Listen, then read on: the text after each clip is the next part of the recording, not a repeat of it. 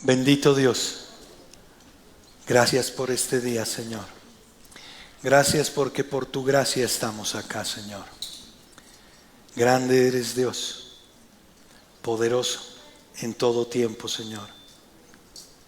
Ayúdanos a caminar, Padre, no en las circunstancias, sino en lo que tú eres, Señor, y lo que vas a hacer, lo que has hecho, lo que vas a hacer por cada uno de nosotros. Glorificarnos, Señor. Bendito Dios, te agradezco por cada vida que está presente acá, Señor, por sus familias, Señor. Te agradezco también por las personas que no han de venir por algún motivo, Señor. Te agradezco por las que se van a poner en contacto a través de las redes sociales, Señor. Aunque lo ideal es estar acá, Señor. Eso es iglesia, Señor. Bendito Dios. Ayúdame, Padre, en esta mañana a ser fiel a tu palabra, Señor. No he venido a compartir algo mío, Señor. Es todo tuyo, Señor. Es tu palabra, Señor. Que tu voz sea escuchada, Señor. Que todo lo que hable sea fiel a tu escritura, Señor. Y honre tu palabra, Señor. Ayúdame, Padre, a pesar de mis debilidades, a pesar de mis torpezas, Señor. Dame tu espíritu, dame tu poder, Señor, para poder hablar tu palabra, Señor, y llegue a cada uno de los corazones, Señor, y recibamos cada uno de ti, Señor, en esta mañana. En el nombre de tu amado Hijo Jesús. Amén. Pueden tomar asiento, mis queridos hermanos. Como saben, estamos en el libro de Hechos. Y hoy día nos toca el capítulo 2 de Hechos, los versos del 1 al 13. El título de la prédica de hoy se llama Cuando Dios desciende, nadie queda igual. Cuando Dios desciende, nadie queda igual. ¿Sí? Amén. Y vamos a ver, poco a poco vamos a ir desarrollando de los versos del 1 al 13 del capítulo 2. Y es importante ver que lo que ocurre en el capítulo 2, Pentecostés, no es solo un evento. Es el inicio de una nueva era. Y la idea central de ver este capítulo es: Dios desciende por medio de su Espíritu. Habla con claridad al mundo y al hacerlo expone el corazón humano. Hoy sigue siendo igual, lo mismo, pero la respuesta revela dónde está realmente nuestro corazón o la iglesia, ¿sí? Eso es lo que va a revelar la palabra. Y la estructura en la cual vamos a movernos esta mañana, voy a hacer una pequeña introducción para poder entrar al capítulo 2, y de los versos 1 al 4 del capítulo 2 vamos a hablar, porque estos versos hablan que Dios desciende. De los versos del 5 al 11 Dios habla, y de los versos del 12 al 13 el hombre responde. Amén. Y como les decía en la introducción, antes del fuego hubo formación. En Hechos 1, la idea clave es que Pentecostés no ocurre en un vacío. Antes de que el Espíritu descendiera, Dios ya había formado, corregido y alineado a su iglesia. Hechos 1 no es transición, es preparación. Amén. Y el contexto del libro de los Hechos continúa lo que comenzó Lucas en el Evangelio. Jesús comenzó a hacer y a enseñar. Ahora lo sigue haciendo. Por medio, y esto es tremendo, por medio de su iglesia y del Espíritu Santo. Hay un medio. Y ese medio somos nosotros. Ahora, lo que La iglesia aprende en Hechos 1, lo que hemos visto la anterior semana, es una fe firme. Pruebas, dice, indubitables. Evidencia irrefutable. La iglesia no nace de emociones, sino de una verdad.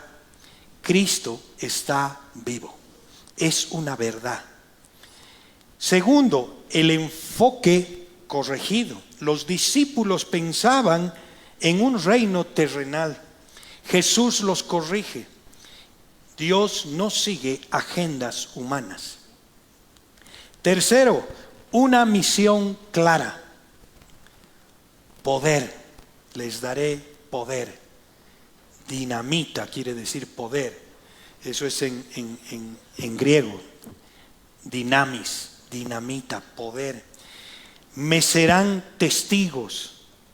Testigos en griego es mártires.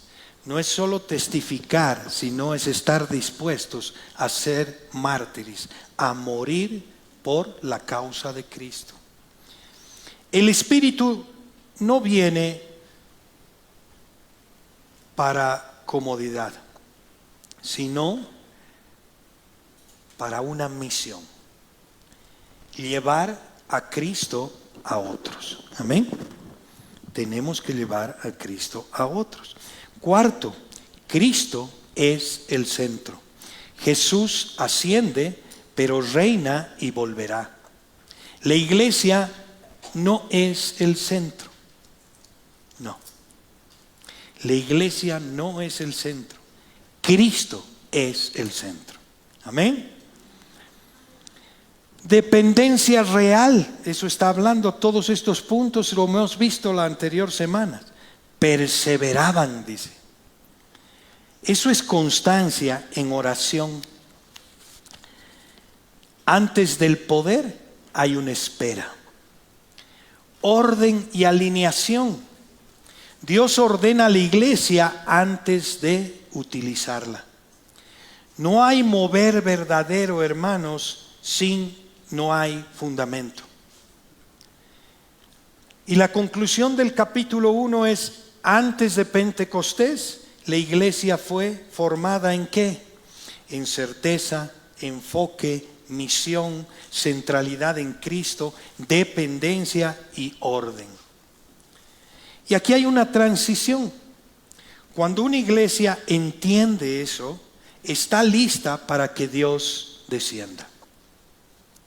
Y la conexión es Hechos 1, la iglesia es formada, y Hechos 2, el Espíritu Santo desciende. Pentecostés no es desorden emocional. Es el resultado de una iglesia alineada a Dios, ¿sí? Y eso nos lleva al primer punto, donde dice Dios desciende. En Hechos 2, del 1 al 4, que voy a leer el texto, dice: cuando llegó el día de Pentecostés, estaban todos unánimes, juntos. Y de repente vino del cielo un estruendo, como de un viento recio que soplaba, el cual llenó toda la casa donde estaban sentados. Y se les apareció lenguas repartidas, como de fuego, asentándose sobre cada uno de ellos. Y fueron todos llenos del Espíritu Santo, y comenzaron a hablar en otras lenguas, según el Espíritu les daba que hablasen. Y vamos a ir viendo palabra por palabra. Después vamos a ver cómo la interpretamos, y después vamos a ver qué viene para la iglesia. Amén. Cuando llegó, dice, ¿no? Y cuando llegó, cuando somos claros y vamos a la traducción en el griego, no es simplemente un día, un solo que llegó el día. Es que se cumplió perfectamente el momento determinado de Dios. Era el momento determinado de Dios. Dice, cuando llegó el día de Pentecostés. ¿Qué era el día de Pentecostés? El día de Pentecostés era la fiesta de cosecha. Aquí indica otro tipo de cosecha, y esta vez va a ser la cosecha de las almas. La fiesta que aparece en Hechos 2 no es algo nuevo ni improvisado, hermanos. Es la de Pentecostés, conocida en el Antiguo Testamento como la fiesta de las semanas. En griego es Shavuot. ¿Qué era? Pentecostés es una fiesta judía que celebraba 50 días después de la Pascua. Originalmente era la fiesta de la cosecha del trigo. También recordaban la entrega de la ley en el Sinaí. ¿Quiénes venían a esta fiesta? No era una fiesta local. Venían judíos de todos los lugares donde habían sido dispersos. Dispersos por el Imperio Romano, de diferentes regiones y culturas, hablando distintos idiomas. ¿Qué recordaban en esa fiesta? Porque es importante ver el contexto. Recordaban uno, la cosecha, provisión de Dios. Era una fiesta agrícola. Celebraban el inicio de la cosecha del trigo. Reconocían que Dios es el proveedor. En Éxodo 23:16 dice: también la fiesta de la siega, los primeros frutos de tus labores que hubieres sembrado en el campo, y la fiesta de la cosecha a la salida del año, cuando hayas recogido los frutos de tus labores del campo. Y aquí está la idea clave: todo lo que tenían venía de Dios. Reconocían que Dios era su proveedor. Segundo punto, las primicias. Ofrecían los primeros frutos, no lo último, lo primero. Era una declaración de confianza. Significado profundo de esto es que Dios es lo primero, ¿sí? Es lo primero nuestro, es nuestra primera prioridad, porque todo viene de Él, todo, absolutamente todo. Tercero, la ley en el monte Sinaí, también se recordaba. Con el tiempo, esta fiesta también llegó a recordar cuando Dios entregó la ley a Israel en el monte Sinaí. Esto está puesto en la Biblia en Éxodos capítulos 19 y 20. Esto es clave para entender Hechos 2, clave. En el Sinaí, Dios escribe su ley en tablas.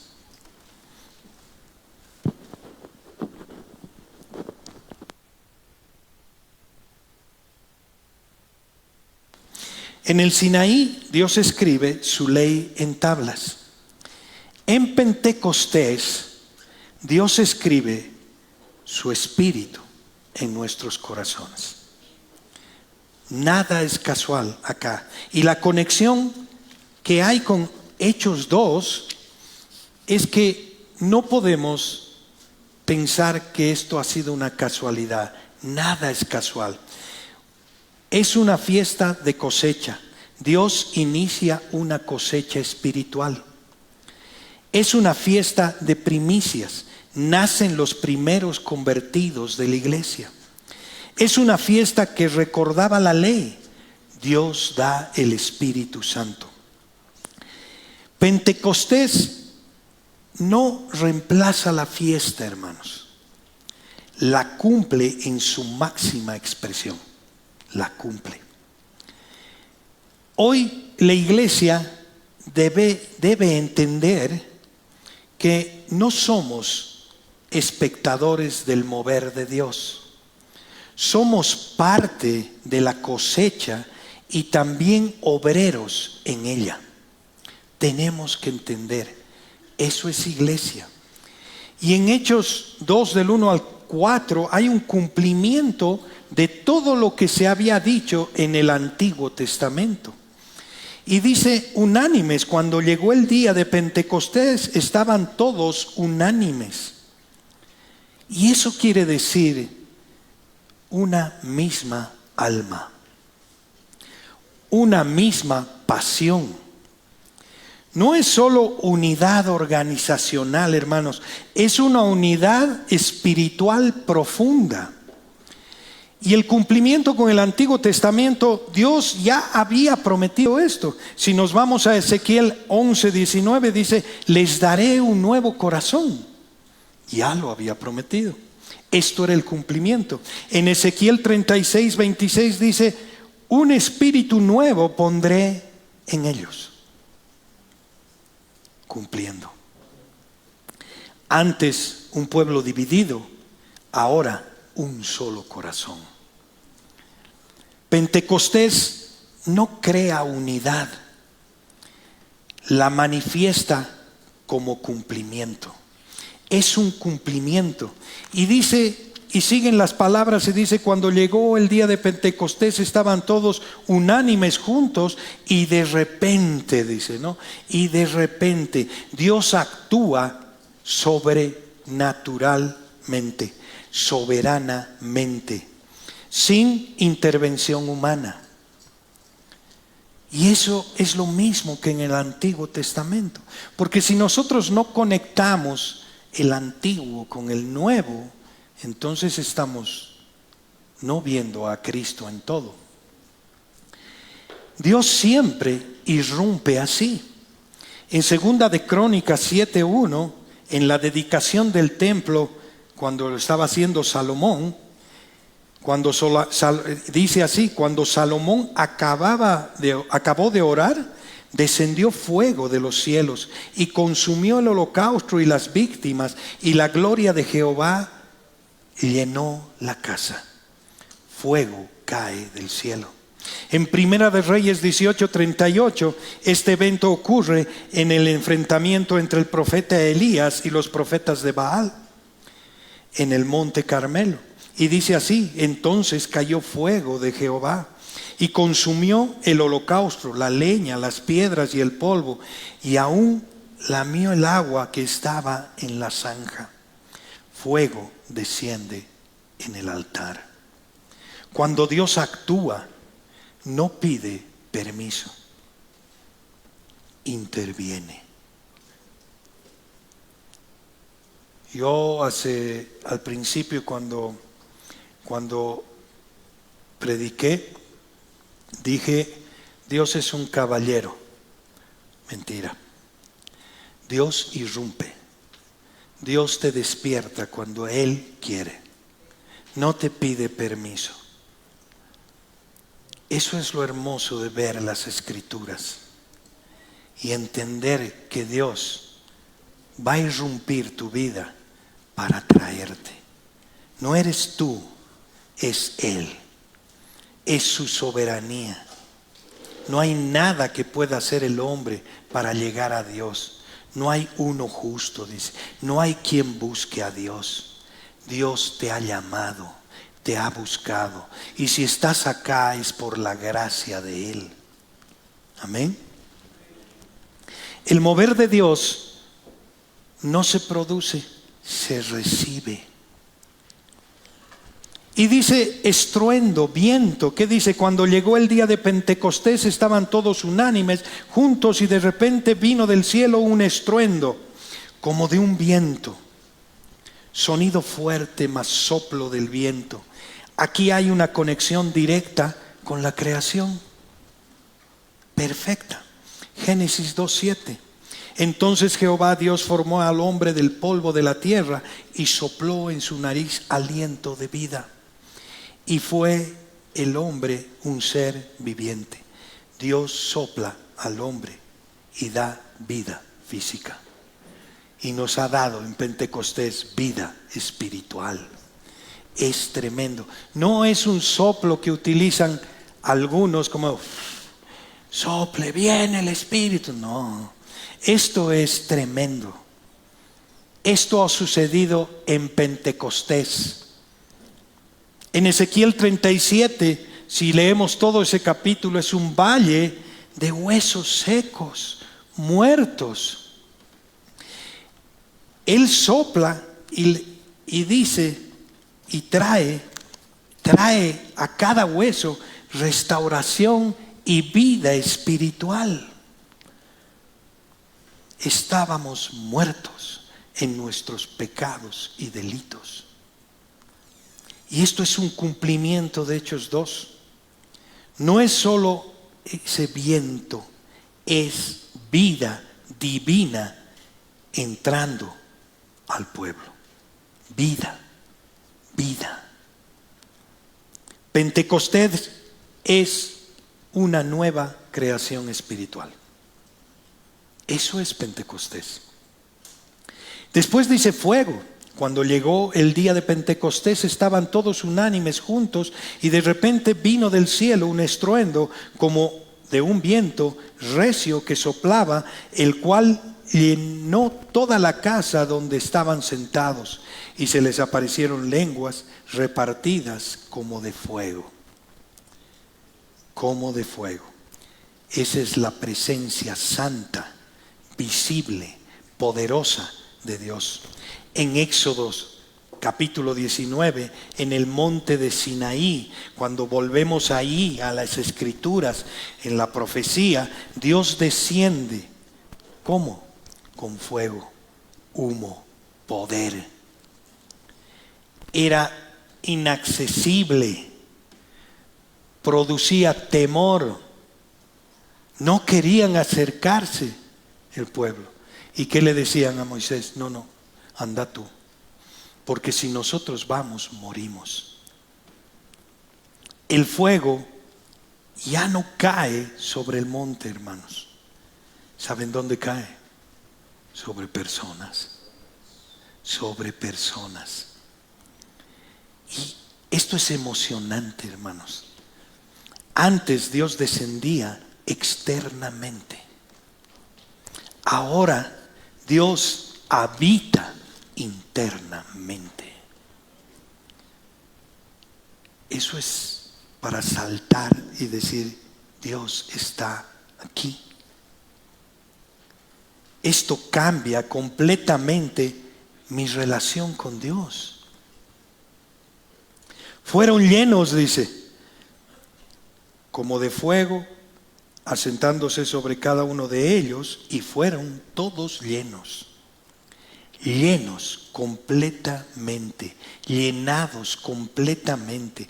Y eso quiere decir controlados, gobernados por el Espíritu Santo.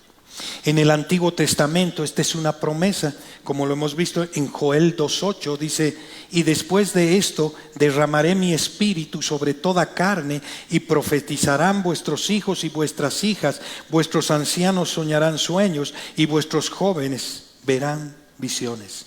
Derramaré mi espíritu sobre toda carne. En Ezequiel 36:27 dice: y pondré dentro de vosotros mi espíritu, y haré, y miren, y pondré dentro de vosotros mi espíritu.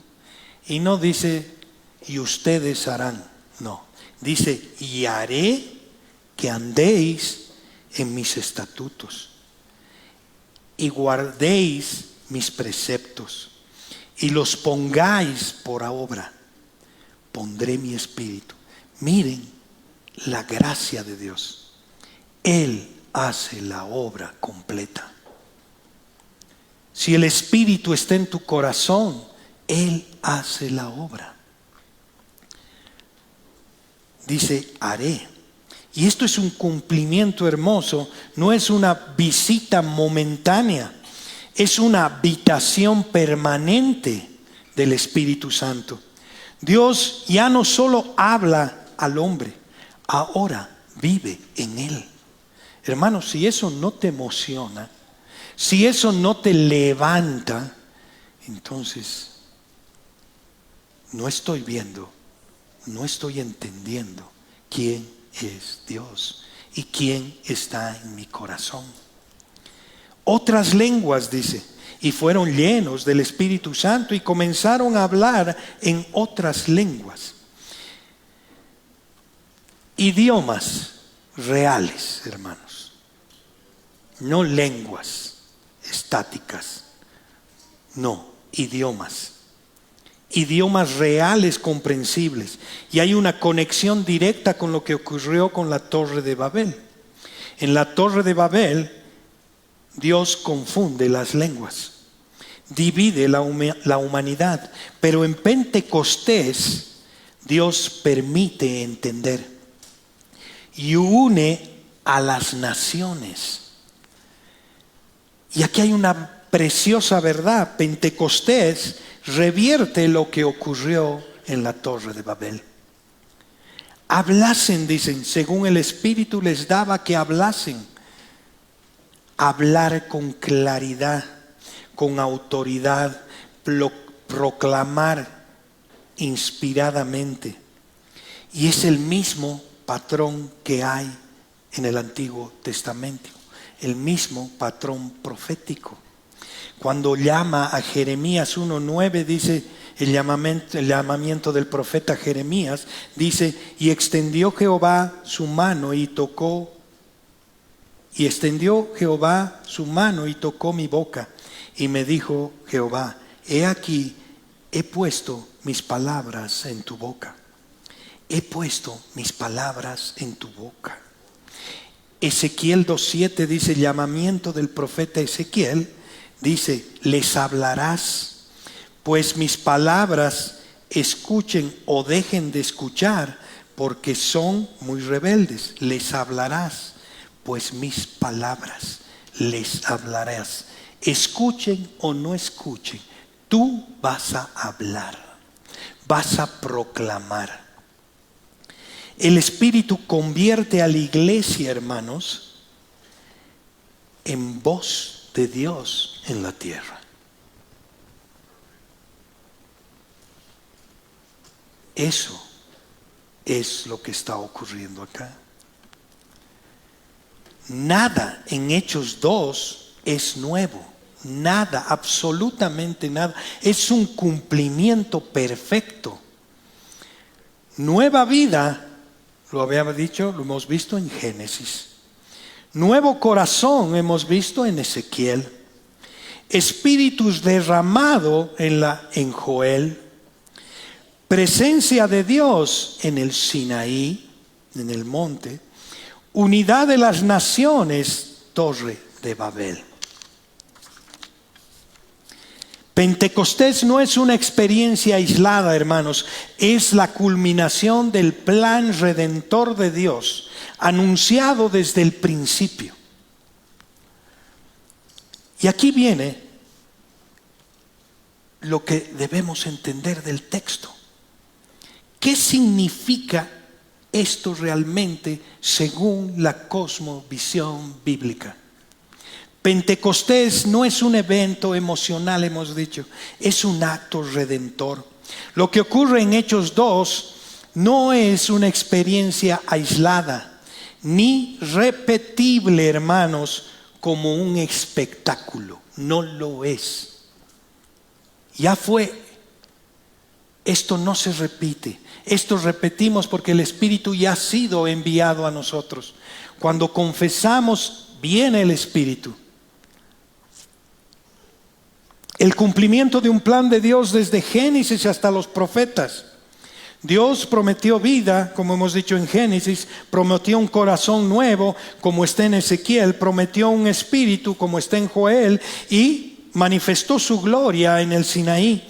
Y aquí lo cumple todo en Cristo y en su iglesia. Aquí hay un medio, que es la iglesia. Y la interpretación correcta es que Pentecostés marca el inicio de una nueva era. Dios ya no habita en templos, hermanos. Dios habita en su pueblo. Dios habita en su pueblo.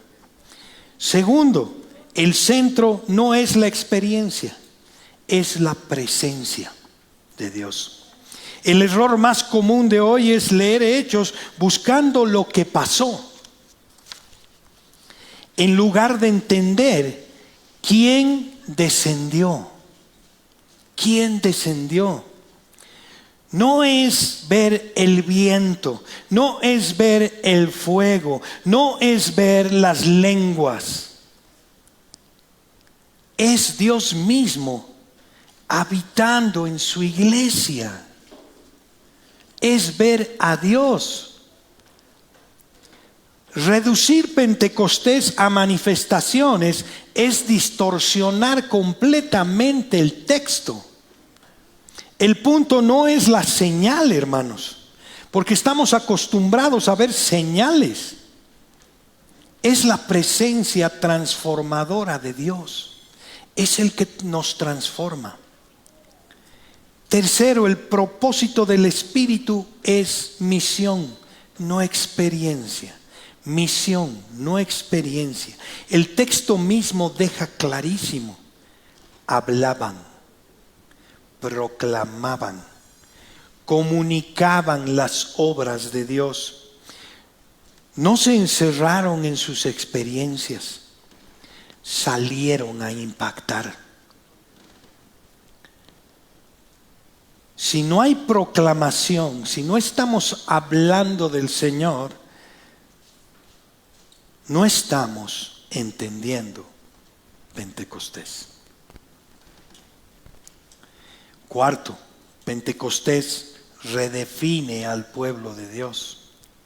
Antes, Israel como nación, ley externa, presencia limitada. Y ahora, hermanos, iglesia universal, espíritu interno, presencia permanente. No se va el Espíritu si has nacido de nuevo. Él permanece para siempre. Y aquí hay una verdad clave. La iglesia no es una organización religiosa. Es el lugar donde Dios habita.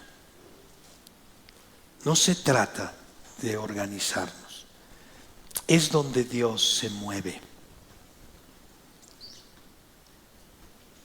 Y ahora el texto nos confronta a la iglesia de hoy, haciendo una homilética, trayendo qué quiere decir esto para nosotros.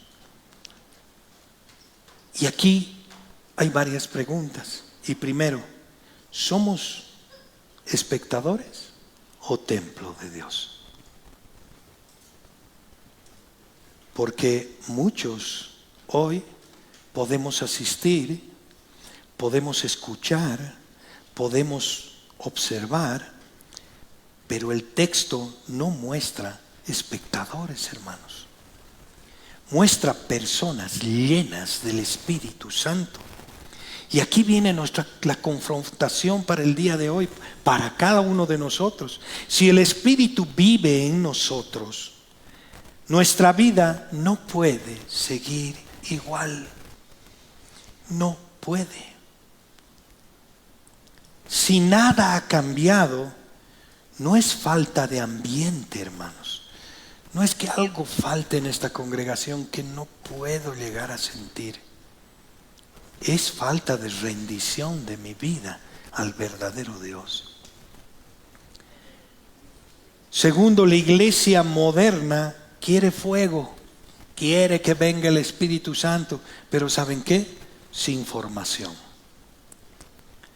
Pero Hechos 1 no fue, Hechos 1 más bien fue claro. ¿Qué era en Hechos 1 cuando hemos visto el capítulo 1? Estaban unidos. ¿En qué? En oración, alineados y además dependientes de. Y recién ahí vino el Espíritu Santo. Querer Pentecostés en Hechos capítulo 1, sin unidad, sin oración, sin alineación, sin dependencia, es un autoengaño espiritual, porque no va a venir. Si no hay unidad, si no hay oración, si no hay alineación, si no hay dependencia de Él real. Tercero, hoy hay más emociones que transformación. Cuando hablo de iglesia, hablo de todas, ¿sí? No se sientan ofendidos. Yo sé que ustedes son santos y que están en la lucha, pero estoy hablando en general. Hoy hay más emoción que transformación. ¿Por qué? Se busca sentir cómo te sientes. Se busca experimentar. ¿Estás experimentando? Buscamos manifestar. Pero el texto apunta a otra cosa, hermanos. El texto apunta a una vida nueva. El texto apunta a un corazón nuevo. El texto apunta a una misión activa. Y eso sí nos revuelve todo. Y hay una verdad incómoda en eso. No todo lo que se siente viene de Dios, hermanos. No. Pero todo lo que viene de Dios, sí debemos estar seguros que sí transforma. Si es de Él, va a transformar. Cuarto, ¿estamos hablando o solo escuchando? El texto dice, comenzaron a hablar. No dice se quedaron disfrutando del espectáculo. No, comenzaron a hablar. Y aquí viene una aplicación directa para el día de hoy. Si el Espíritu nos ha llenado, deberíamos hablar de Cristo, deberíamos testificar y deberíamos anunciarlo. Una iglesia que no habla de Cristo es una iglesia que no está entendiendo quién es el Espíritu Santo. Dios no desciende sobre espectadores. No. Dios desciende sobre una iglesia unánime, rendidos, disponibles. El problema no es que Dios no se mueva, hermanos. El problema es que la iglesia no está alineada. No está. Y cada vez nos estamos desalineando más. Han debido escuchar que ahora hay una iglesia en Roblox. ¿Qué estamos entendiendo de iglesia? ¿Qué estamos entendiendo? 14,000 personas ya están ahí. Y son jóvenes. Eso no es iglesia. Estamos desalineados totalmente. Y lo peor es que utilizamos el nombre de Dios. Es que es por Él. Por Él desalineo a la iglesia. Y aquí hay un llamado a nuestro corazón, hermanos. Y tenemos que mirarnos con honestidad. Honestidad. Eso es lo que necesitamos. Y tenemos que preguntarnos, ¿somos parte de una iglesia que espera o de la que solo observa? ¿Queremos la presencia o solo la experiencia? ¿Somos llenos o solo asistentes? Tenemos que ser honestos. Pentecostés no fue dado para que lo admiremos solamente. Fue dado para que seamos transformados. Tiene que haber una transformación en nosotros. Y miren, hemos visto, Dios desciende. Y cuando Dios desciende, transforma vidas. Y ahora los siguientes versos dice, Dios habla. Del 5 al 11 dice, moraban entonces en Jerusalén judíos, varones piadosos de todas las naciones bajo el cielo. Y hecho este estruendo, se juntó la multitud y estaban confusos, porque cada uno les oía hablar en su propia lengua. Y estaban atónitos y maravillados, diciendo, mirad, ¿no son galileos todos estos que hablan? ¿Y cómo pues les oímos nosotros hablar cada uno en nuestra lengua en la cual hemos nacido?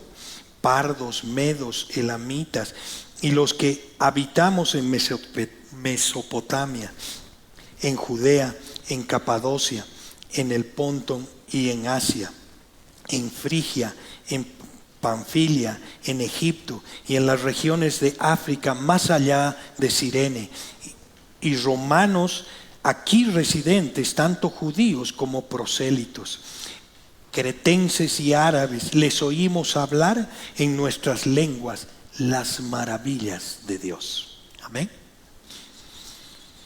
Moraban, dice, moraban. No eran turistas casuales, eran residentes temporales por la fiesta, habían llegado a la fiesta. Y esto implica que Dios ya había posesionado a las personas correctas en el lugar correcto. ¿Quién lo había hecho? Dios.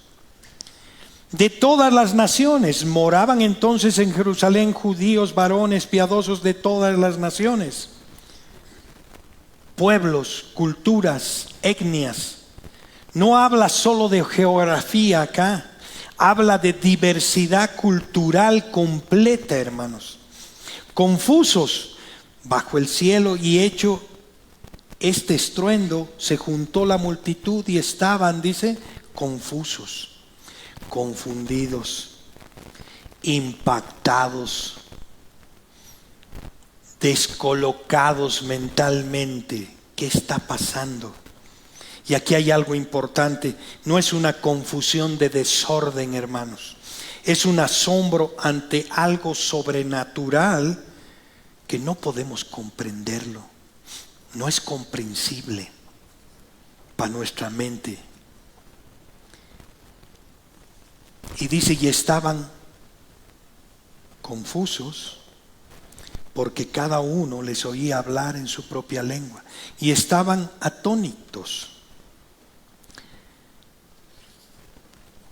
impactados profundamente, maravillados, atónitos y maravillados. ¿Y eso qué es? Es un asombro continuo. No fue un momento, fue un impacto sostenible. Lengua, confusos, dice, atónitos y maravillados, diciendo, mira, ¿no son galileos todos estos que hablan? ¿Cómo pues les oímos nosotros hablar cada uno en nuestra lengua? Idioma nativo, hermanos. No lenguas extrañas como enseñan en otros lados. Yo no sé de dónde se sacan, hermanos. Y yo no sé cómo engañan. Si está en la palabra. No lo digo yo, lo dice la palabra. No me crean a mí, por favor. Vayan a la palabra. Ahí está la verdad. Idiomas, lengua materna, real. Y esto es clave. No es un lenguaje raro, lenguas extrañas. No lo es. No lo es. Son idiomas entendibles. Y dicen que estaban maravillados todos ellos. En griego esa palabra es megaleia,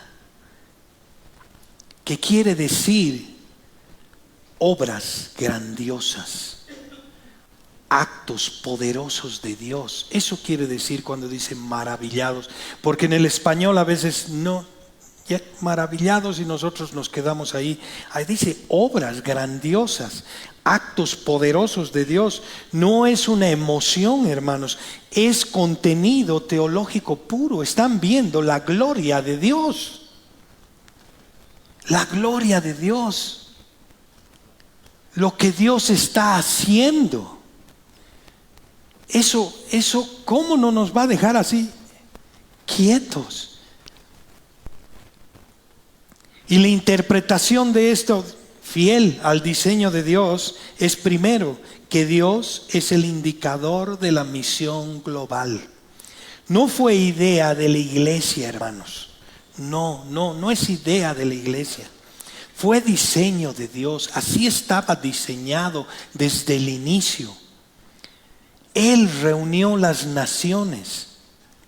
La misión no nace del corazón del hombre, pero nosotros queremos apropiarnos muchas veces de eso. Nace del corazón mismo de Dios. Segundo, el evangelio es claro, nunca es confuso, hermanos. Nunca. Cada uno entendía, dice. Dios no habla para impresionar a nadie. Dios no habla en difícil, hermano. Habla para ser entendido. Donde hay confusión constante, no es el patrón que estamos leyendo en Hechos 2. No lo es. ¿Y saben qué? Tercero, el mensaje siempre es cristocéntrico. Maravillas. Es una palabra griega que significa megalai, grandezas, obras de Dios. No hay ningún protagonismo humano, no hay nada. El Espíritu no exalta experiencias, exalta a Dios. Cuarto, la restauración de lo que se rompió en el Antiguo Testamento. Y lo hemos dicho de las torres de Babel. Babel, división; incomunicación; Pentecostés, entendimiento; unidad en el mensaje. Dios no elimina la diversidad, la redime. ¿Para qué? Para su gloria. La iglesia es el medio, hermanos. Nunca es el fin. No. Somos un medio. Los discípulos no eran el mensaje, hermanos. Eran el canal. La iglesia existe. ¿Por qué existe la iglesia? Para comunicar las grandezas de Dios. Para eso existimos. No para promocionarnos, hermano. No hemos venido a promocionar nombres de iglesia. Yo no quiero que, y ni nadie, la palabra dice, no estoy hablando de mí, estoy hablando de lo que dice la palabra. Venimos a proclamar a Dios, no a la iglesia. No queremos exaltar el nombre de la iglesia, de ninguna iglesia. Y eso es importantísimo. Somos un medio, somos un canal. Y esto confronta directamente con la iglesia de hoy, pues, hermanos. Y cómo no preguntarnos cuando leemos estos versos, ¿nuestra vida es clara o confusa? ¿La gente entiende el mensaje cuando nos ve?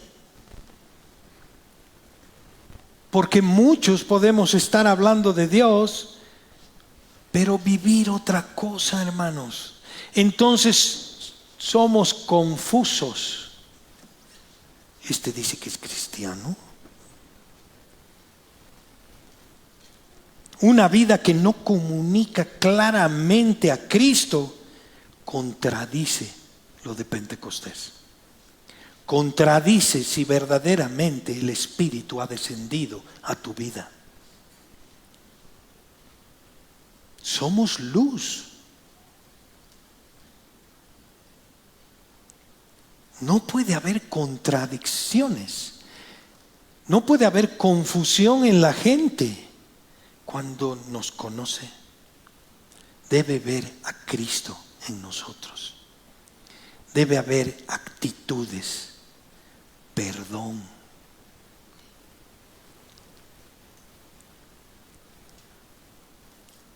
¿Hablamos de Dios o de nosotros?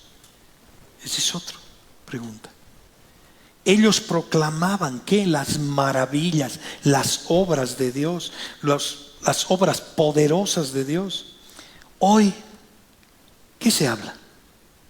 De nuestras experiencias personales. Hay N prédicas que es pura experiencia personal. No hemos venido a exponer nuestra experiencia, la experiencia que la vea el mundo, que vea a Cristo en nuestra vida, que vea a Cristo en nuestra integridad, en nuestras decisiones, que vea la diferencia que hay en cada uno de nosotros. Pero acá en este púlpito y donde vayamos, no podemos hablar de nosotros mismos. Podemos utilizar nuestro testimonio, pero que ese testimonio no sea pues de 1 hora y 5 minutos del Evangelio.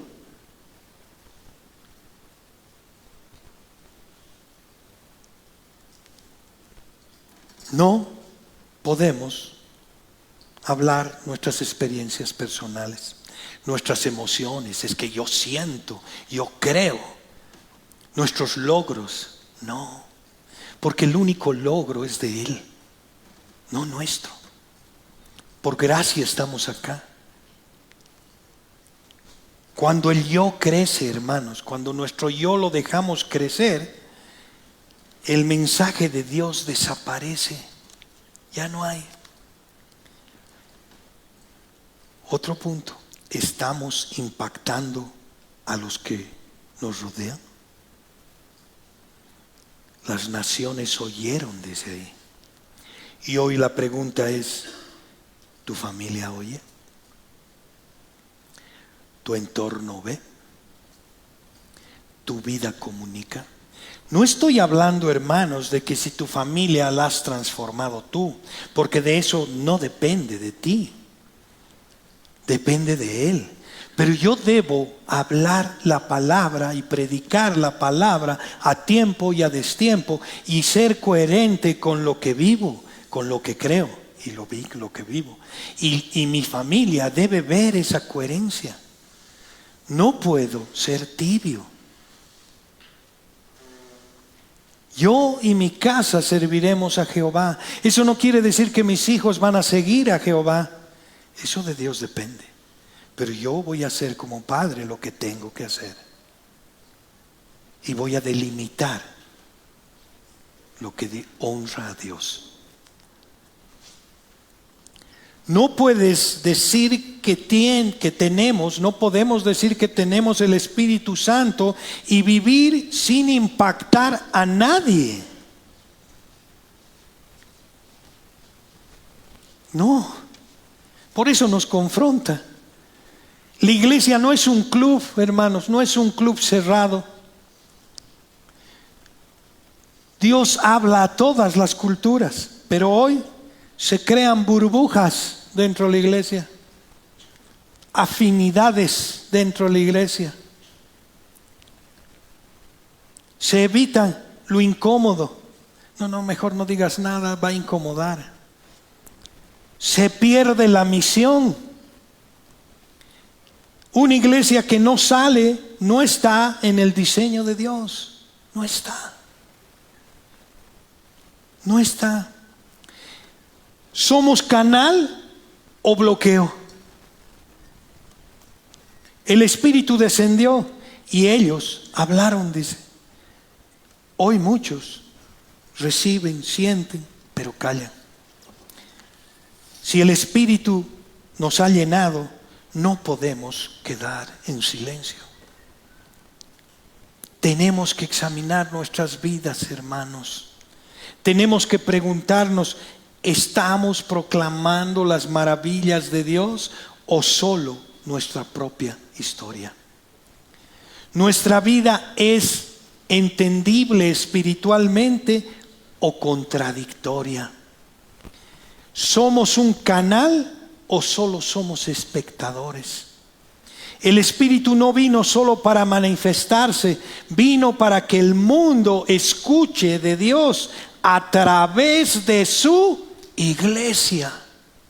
Si nosotros paramos eso, hermanos, el mundo está como está somos responsables.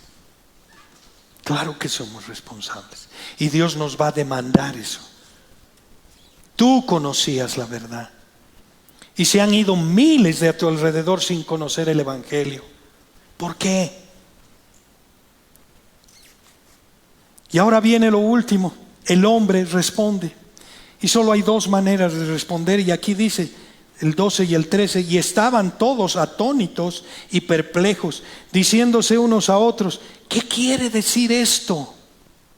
Todo lo que me veían y decía: ¿qué quiere decir esto? Y más otros, burlándose, decían: están llenos de mosto.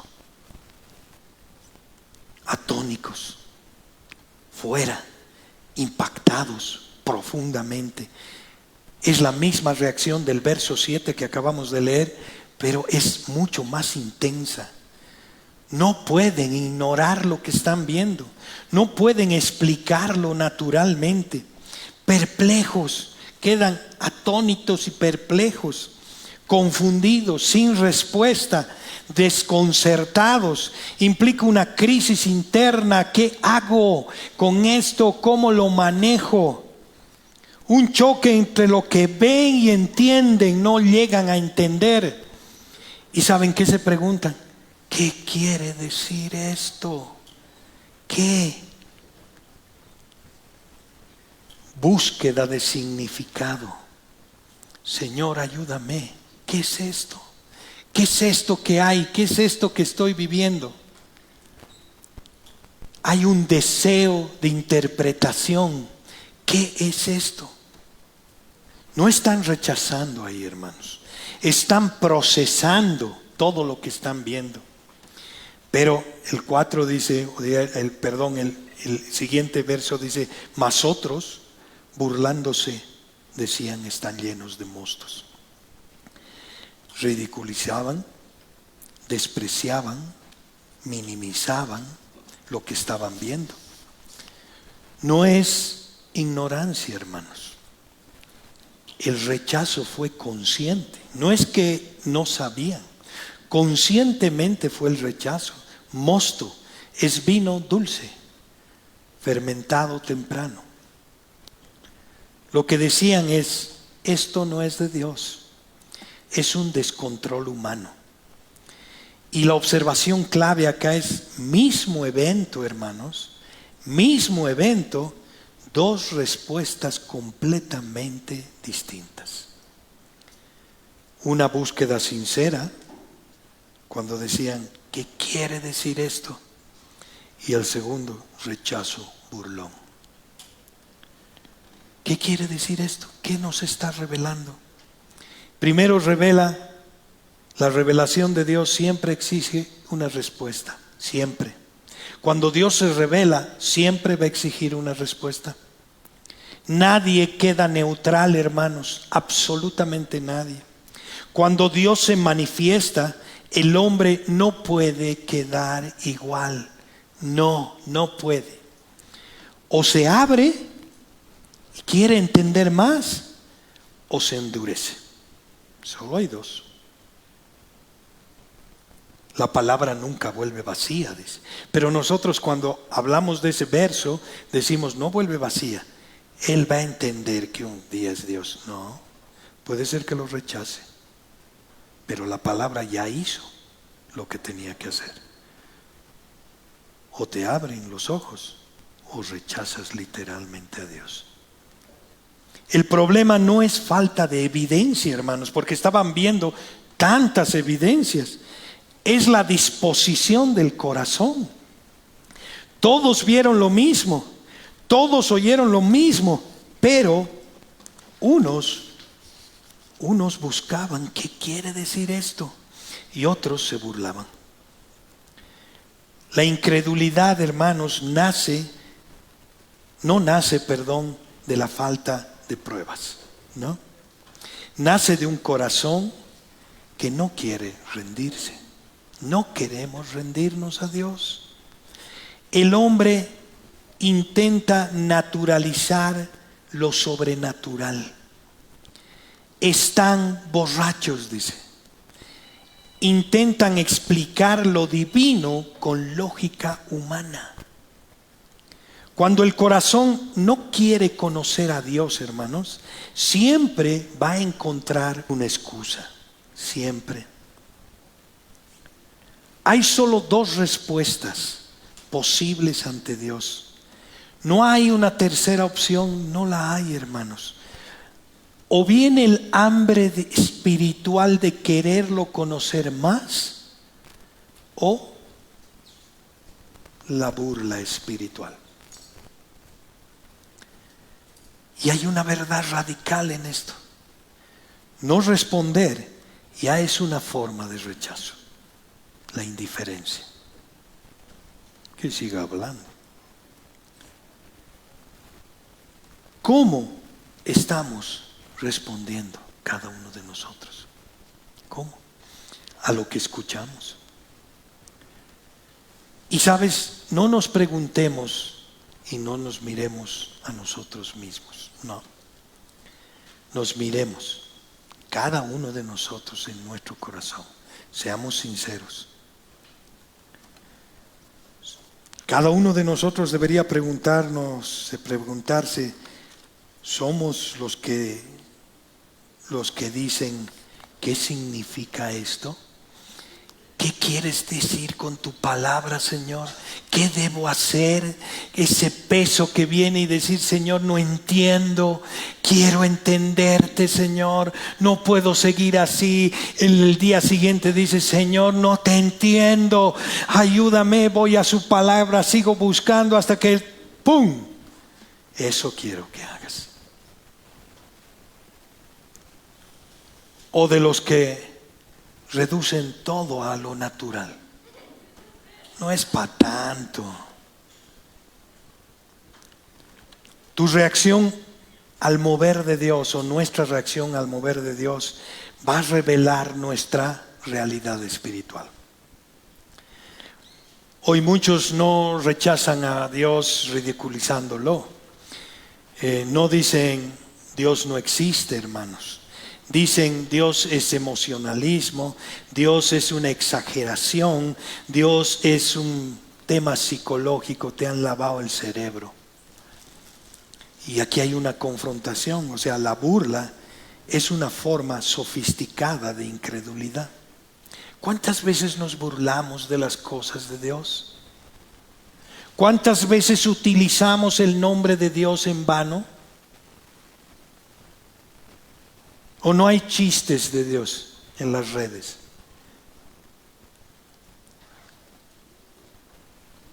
¿Nos burlamos de su palabra? No entendemos. No entendemos quién es Dios. Y si no se abre la tierra y nos traga como en el Antiguo Testamento, es por la gracia de Cristo, que pagó con la ira de Dios.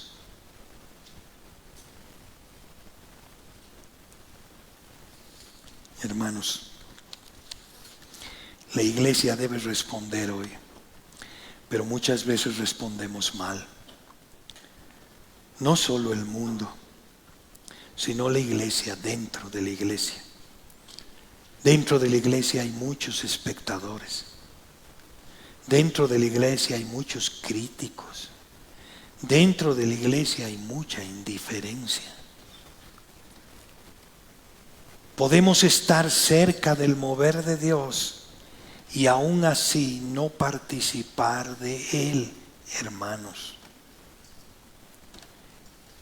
Y este es un llamado final, directo, para cada uno de nosotros. Hoy estamos exactamente igual que en ese texto que acabamos de leer de Hechos 2.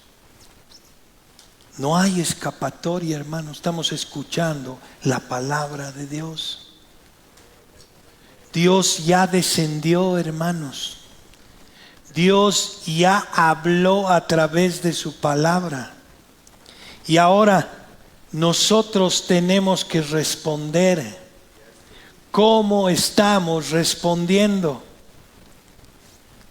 ¿Estamos buscando o resistiendo?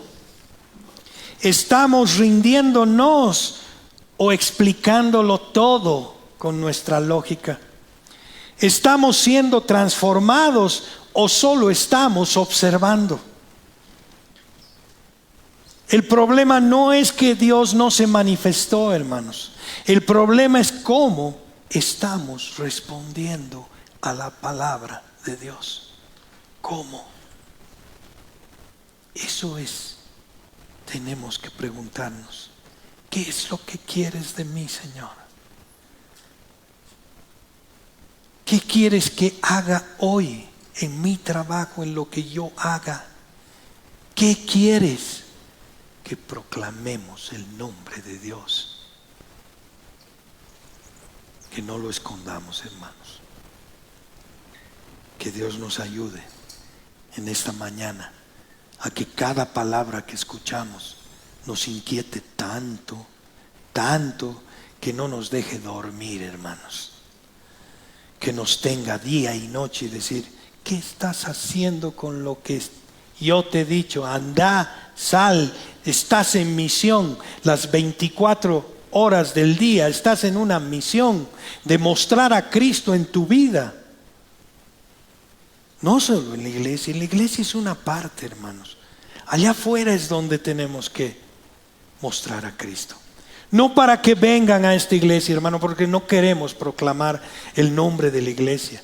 Que vayan a la iglesia donde sus ovejas escuchan su voz.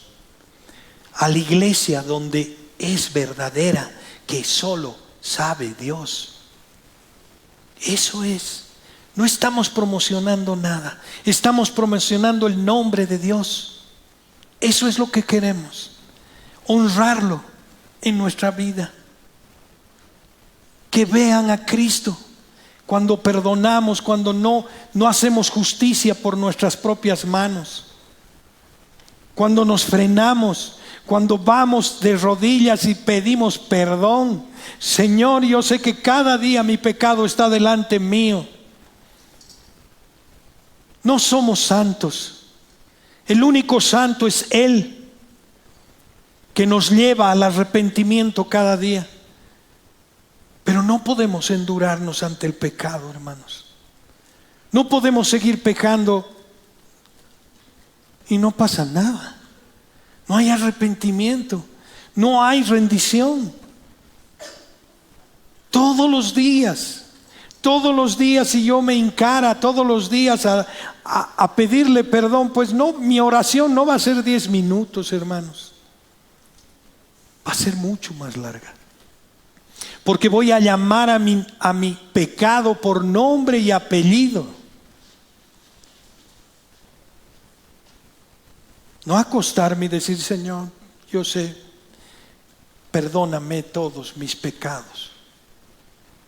¿Qué pecado habrás tenido, no? Somos tan generales, específicos. He pecado hoy. He mentido, he pensado mal de esta persona. No quiero pedirle perdón a esta persona. Quiero que se vaya al infierno, Señor. Y claro, ahí viene y decir, Señor, perdón. Perdón porque mi pecado está delante mío. Perdón porque quiero que limpies mi corazón. Quiero que lo hagas humilde y que yo confiese cada uno de mis pecados cada día, cada instante, en cada momento. No podemos enfriarnos como estamos. No podemos ser indiferentes ante el pecado. No estamos pidiendo perfección, estamos pidiendo rendición de cuentas al único Rey de Reyes. Podemos ponernos de pie, hermanos.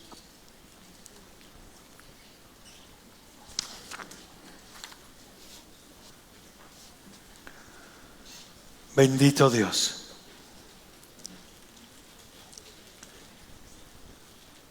Tu palabra es verdad, Señor. Tu palabra es suficiente para cada uno de nosotros, Señor. Como hijos tuyos, Señor, Queremos esta mañana, Señor, responder a tu palabra, Señor.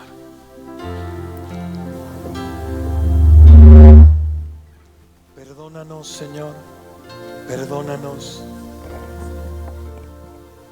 si hemos estado tibios.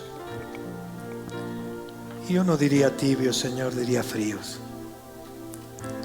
porque tibieza no puede haber, Señor. O estamos o no estamos, Señor. Nunca, nunca es tarde, Señor, para ti. Tu misericordia es tan grande, Señor, que si he venido acá como un espectador muchas veces, yo quiero que hoy, esta mañana, Señor, me incomode tanto, Señor, que te diga: ¿qué hago, Señor? ¿Qué hago para no ser un espectador más? Quiero proclamar tus maravillas, Señor. Quiero llevar tu evangelio por donde esté, Señor. Quiero no solo ser un oidor, Señor, sino un hacedor de tu palabra.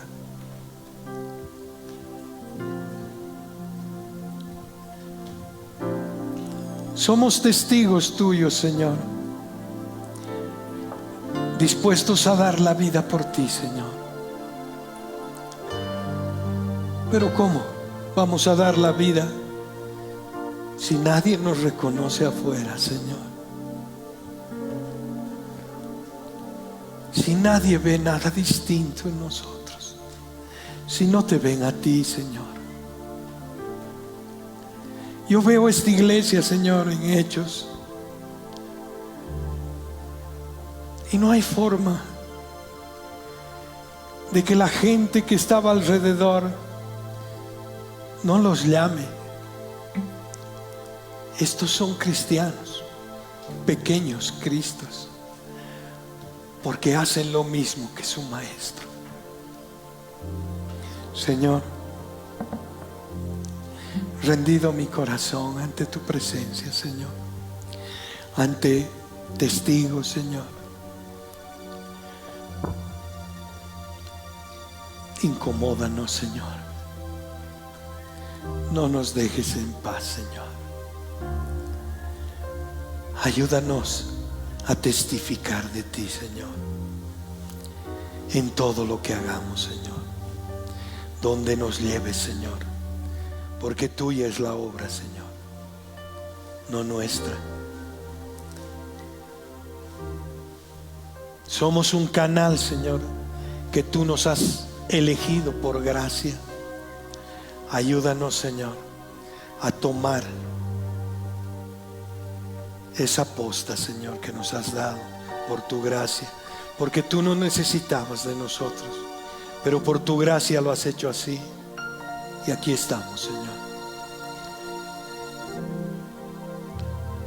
Si no te he honrado, Señor, nunca es tarde, Señor, porque tu palabra hoy nos ha confrontado y nos seguirá confrontando hasta que doblemos rodillas, Señor, y seamos tus hijos fieles, Señor, por tu gracia, por tu poder, porque no es nuestro, nada es nuestro, Señor, todo proviene de ti.